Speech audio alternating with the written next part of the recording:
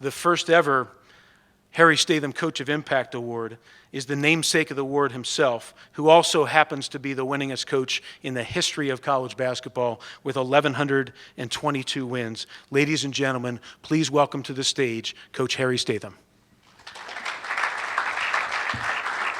Thank you, John. It's an honor to be here tonight. I need to recognize my wife, 57 years out here, my wife Rose. She's a big part of my success, and so always grateful to her. John has done a tremendous job with this, as we've all talked about. He's fantastic, gets things done. He's rolling on time, and so we need to step in and help him a lot. He can't do it by himself, so we need some help from our coaches and our supporters to keep this thing going. I met Bob Burchard in the early 90s. We were an independent member of NAIA District 20. I didn't know him.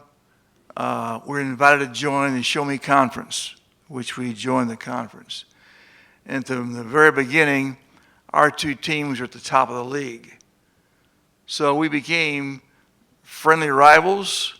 The games were always tough. The fans are into it. The media's into it.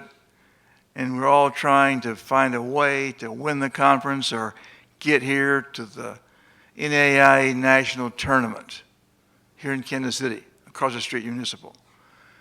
And so during that time, there's a lot said, a lot done. And I'm so proud to say that both teams and both coaches always were true gentlemen, a lot of respect, and it was a very positive experience. That was probably one of the highlights of basketball at that time. Great era for basketball and to be a coach. And so in 2010, we left NAIA and went to Division II. And that's why I didn't see Bob for almost 10 years. Saw him this year at a game, went down, we talked before the game and after, had a nice long visit. Good friend, great guy, good coach. So I'm very proud to present this award to Bob Burchard, my good friend, tonight. So Bob, you can help me.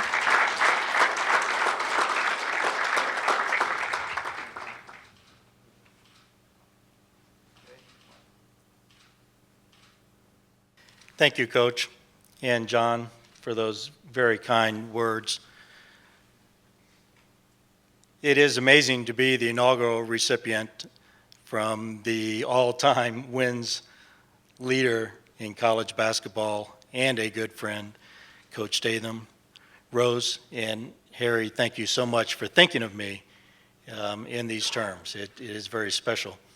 I did make the decision to retire this year. And when you do make that decision, you become very self-consumed and very self-aware, and I was. And so I got a call from the Director of Communications, Rick Letty, for the National Association of Basketball Coaches. And I accepted that call immediately, knowing that he was going to write a tribute to me in the next version of the Guardians of the Game magazine. It quickly became aware that he was calling to ask me to present Coach Statham with an award at the National Convention in Minneapolis. I turned to Faye and said, man, he just got me again. When you're coaching the same league with Coach Statham, a couple things you figure out early on is, number one, as an opposing coach, about every 4 years, you look at the schedule to see if you're going to be the next milestone victory. Thank goodness I missed those, Coach. And then the second thing you do is, instead of thinking about winning the game, you spend the entire time trying to make him call a timeout. He didn't take too many timeouts. And normally it's because when you're up in a game, You don't need to call timeouts, Coach. And this is how he did it. He just put that hand out there. And all the officials, Larry, knew that that meant take a timeout. If he ever did that, I'd hit my assistant and say, we did it. Coach just took a timeout.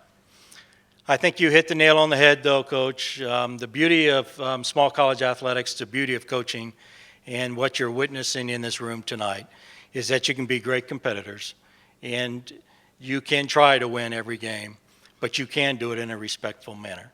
And I think our competition was always done in that manner. And I do appreciate this opportunity to receive this award. Also in small college, it's very common for husbands and wives to work together.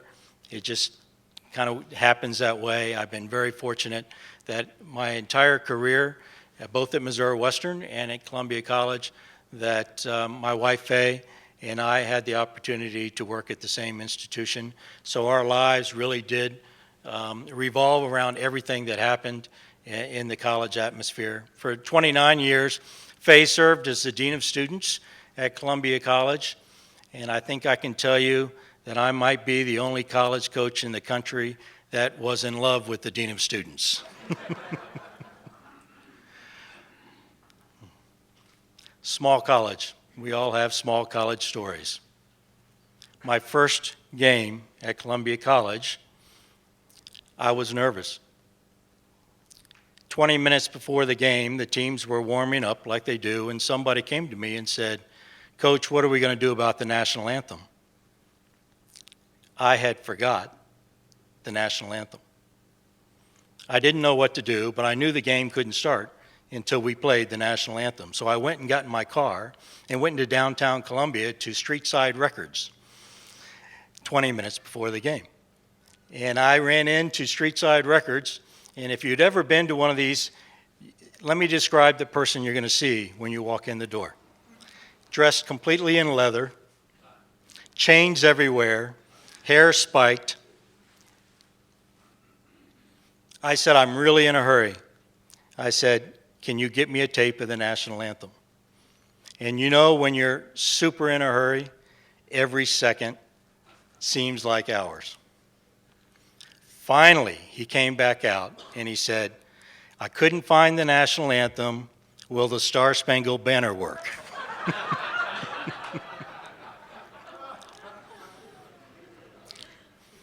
I made the decision that this was not the time for a teaching moment.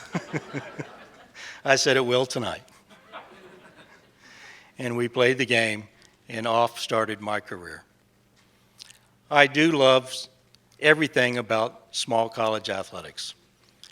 Things are done for the right reasons, in the right way, every day. And it's been a pleasure to have spent my career, both as a player, as a coach, and as an administrator, working with young people to get them to do the right things through sport. Coach, you always did things the right way.